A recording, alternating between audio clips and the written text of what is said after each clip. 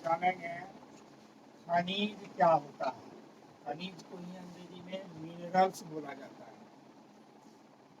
तो पृथ्वी की ऊपरी सतह या हम लोग कह सकते हैं पृथ्वी की परत में जो मौजूद धातु युक्त ठोस पदार्थ होता है उसे हम खनिज कहते हैं। पृथ्वी की परत में मौजूद धातु युक्त ठोस पदार्थ को ही क्या कहा जाता है? खनिज कहा जाता है। जैसे NaCl, NaCl में Na सोडियम धातु है, ये धातु युक्त खनिज है। CaCO3 कैल्शियम धातु है। ZnS zinc sulphide, Fe2S3 ferrous sulphide, ये सब खनिज के उदाहरण हैं और पृथ्वी पर अनगिनत खनिज मौजूद है। इसलिए कुछ खनिज का उदाहरण दे दिए। खनिज से ही जुड़ा शब्द है अयस्क। जितने भी पृथ्वी पर खनिज है सबों में धातु की मौजूदगी अलग अलग है।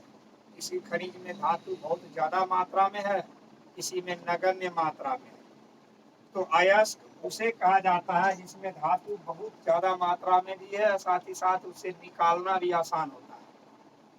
इसलिए अयस्क का परिभाषा होता है ऐसे खनिज जिसमें प्रचुर मात्रा में धातु मौजूद होते हैं एवं आसानी से उससे धातु प्राप्त किया जा सकता है कम खर्च में, उसे ही क्या कहते हैं? अयस्क कहते हैं।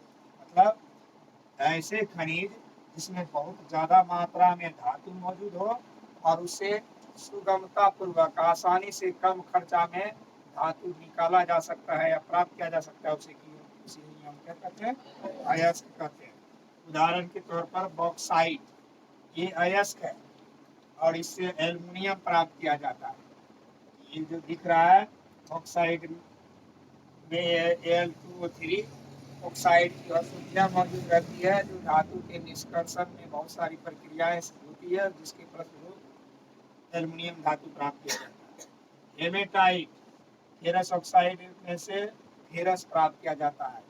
ये ऐसे खनिज है जिसमें बहुत ज्यादा मात्रा में धातु मौजूद है। अगर प्रश्न पूछा जाएगा बॉक्साइड अयस्क से कौन सी धातु प्राप्त की जाती है? एल्युमिनियम। फॉर्मूला में भी ये Al2O3 एल्युमिनियम मौजूद है ना। ये बॉक्साइड से क्या प्राप्त किया जाता है? हेमेटाइट से क्या प्राप्त किया जाता है? फेरस प्राप्त किया जाता है। नोट में एक बात याद रखना है कि सभी अयस्क खनिज होते हैं किंतु सभी खनिज अयस्क नहीं होते। रीजन है इसके पीछे क्या? जितने भी अयस्क है खनिज से ही ना अयस्क तैयार हुआ है। जिसमें ज्यादा धातु है वो अयस्क हो गया, लेकिन जिसमें धातु की मात्रा ही नहीं है वो अयस्क कहलाएगा? वो केवल मात्र क्या रहेगा? खनिज रहेगा। इसीलिए यह तथ्य हमेशा याद रखना है कि जो खनिज है वो अयस्क हो सकता है लेकिन सभी संभव नहीं है। सभी अयस्क खनिज होते हैं। आगे हम लोग फिर इसके अयस्क के प्रकार पढ़ते हैं। सर सभी खनिज यानी कि कुछ होता है जैसे उदाहरण के तौर पर हम लोग कहते हैं, जैसे उदाहरण के तौर पर ये वर्ग है, ये आयत है।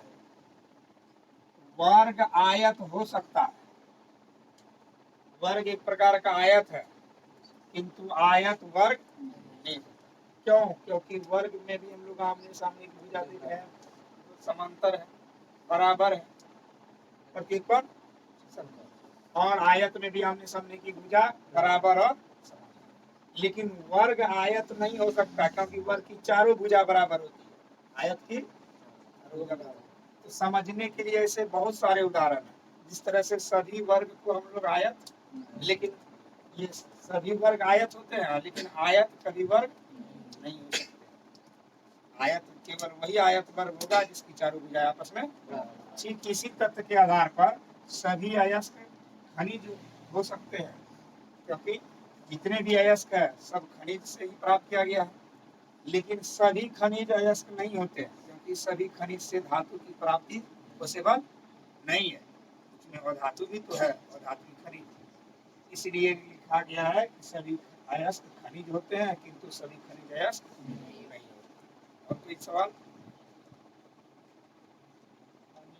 और जैसे में अंतर जानना है, और जब भी किसी भी दो पदार्थों में अंतर जानते हैं तो उसके गुणों का अवलोकन करके उसके गुणों की तुलना करते हैं। खनिज की क्या गुण है, अयस्क के क्या गुण है, दोनों को दोनों और आमने सामने लिखने के बाद अंतर स्पष्ट हो जाता है। खनिज की यह खासियत है कि यह पृथ्वी की परत में यानी ऊपर पट्टी में मौजूद है, जिससे धातु युक्त पदार्थ जो मौजूद रहते हैं उसी को खनिज कहते हैं। यानी पृथ्वी की परत में मौजूद धातु युक्त तत्व या यौगिक को हम लोग कह सकते हैं खनिज है। जैसे NaCl, CaCO3 ये सब पृथ्वी की परत में मौजूद है। और ऐसे खनिज जिनसे कम खर्च में सुगमता पूर्वक धातु प्राप्त की जाती है, मतलब कम खर्च भी हो, आसानी से प्राप्त की जा सके, उसे हम लोग अयस्क कहते हैं। जैसे बॉक्साइट अयस्क और हेमेटाइट अयस्क। ये अयस्क है, बॉक्साइट अयस्क से एल्युमिनियम प्राप्त किया जाता है और हेमेटाइट से लोहा यानी फेरस प्राप्त किया जाता है। सभी खनिजों में धातु की मात्रा समान नहीं होती। हम लोग पढ़ रहे थे, पृथ्वी पर जितने भी खनिज है जरूरी नहीं है कि उसमें धातु मौजूद ही हो। किसी में धातु मौजूद नहीं है और धातु है, किसी में धातु है तो बहुत कम मात्रा में है, इसमें बहुत प्रचुर मात्रा में है। इसलिए सभी खनिज में धातु की मात्रा एक जैसा तो सेवा, लेकिन जितने भी अयस्क है उसमें धातु की मात्रा पर्याप्त मात्रा में है ताकि उससे आसानी से निकाला जा सकता है। सभी अयस्क में धातु की मात्रा पर्याप्त होती है, जरूरत भर होती है। सभी खनिजों से धातु का निष्कर्षण नहीं हो सकता है। निष्कर्षण धातु से कहा जाता है, खनिज से धातु की प्राप्ति के लिए निष्कर्षण एक प्रकार का प्रोसेस है, प्रक्रियाएं हैं जिससे शुद्ध धातु प्राप्त किया जाता है। और शुद्ध धातु प्राप्त करने के लिए अभिक्रिया कराना पड़ता है, रिएक्शन कराना पड़ता है। तो ये पॉसिबल खनिज से संभव नहीं है। किसी भी खनिज से निष्कर्षण करवा दे ऐसा संभव उसी खनिज से निष्कर्षण संभव है जिसमें धातु की मात्रा मौजूद है। जब हम लोग पढ़े कि सभी खनिज में धातु की मात्रा एक जैसा नहीं है, तो क्या सभी खनिज से तब निष्कर्षण भी संभव नहीं है? इसलिए लिखे हैं सभी खनिजों से धातु का निष्कर्षण संभव नहीं है। सभी अयस्कों से धातु का निष्कर्षण संभव है, क्योंकि अयस्क में तो धातु मौजूद रहता है और इससे निष्कर्षण आसानी से कराया जा सकता है। सभी खनिज अयस्क नहीं होते, वही बात है। सभी खनिज अयस्क क्यों नहीं होते हैं? क्योंकि सब में धातु ही एक जैसा नहीं है, इसलिए अयस्क नहीं। लेकिन सभी अयस्क खनिज होते हैं। खनिज से ही वैसे अयस्क अलग कर लिए गए हैं जिसमें धातु मौजूद है, इसीलिए सभी अयस्क को हम खनिज कह सकते हैं, किंतु सभी खनिज को अयस्क नहीं कह सकते हैं। ये रहा अंतर। अयस्क के लोग प्रकार जानेंगे। अयस्क के मुख्यतः 4 प्रकार होते हैं। अयस्क के 4 प्रकार के नाम है ऑक्साइड अयस्क, सल्फाइड अयस्क, कार्बोनेट अयस्क, हैलाइड अयस्क। अयस्क के 4 प्रकार कौन कौन है? ऑक्साइड अयस्क, सल्फाइड अयस्क, कार्बोनेट अयस्क, हैलाइड अयस्क। ये जो नाम पर है ऑक्साइड अयस्क, जिस अयस्क में अशुद्धियां के रूप में जो पदार्थ मौजूद है उसी के आधार पर उसका नाम रख दिया गया। तो मैंने लिखा है जिस अयस्क में ऑक्साइड के रूप में अशुद्धियां मौजूद है। पढ़े थे कि खनिज से जो अयस्क प्राप्त किया जाता है, धातु निकाल लिया जाता है, अशुद्धियों को छोड़ दिया जाता है।